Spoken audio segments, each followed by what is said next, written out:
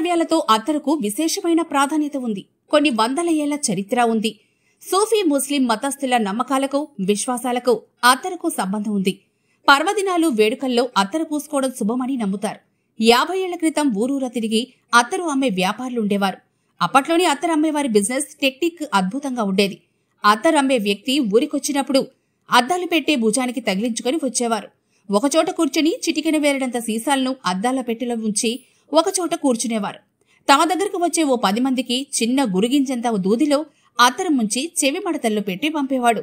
ఈ అత్తరు వాసనతో ఊరంతా గుబాళించేది. ఊళ్ళోకి అత్తరమ్మే వ్యక్తి వచ్చాడని తెలిసిపోయేది. అత్తరుపై మోజుండేవాళ్లు అక్కడికి వచ్చి కొనుగోలు చేసి పోయేవాళ్లు. ఇది అప్పట్లో అత్తరు బిజినెస్ టెక్నిక్. ఇప్పుడు కాలం మారింది, బిజినెస్ విధానము మారింది. అత్తరు ప్యాకింగ్లో మార్పులొచ్చాయి.